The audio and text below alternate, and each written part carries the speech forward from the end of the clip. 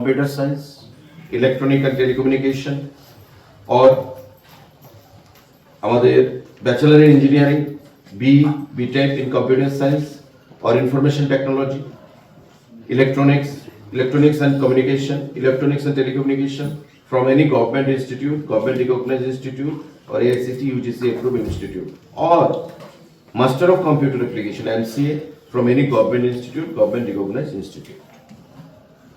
মানে প্রথমবারের মতো আইটি ডিপার্টমেন্ট, ইনফরমেশন টেকনোলজি ডিপার্টমেন্টের অধীন আমাদের আইটিএস ইনফরমেশন টেকনোলজি সার্ভিস নামে যেটা ক্যাডার সেখানে সূচনা হচ্ছে এবং 220 খানা পোস্ট ডাইরেক্ট রিক্রুট হবে।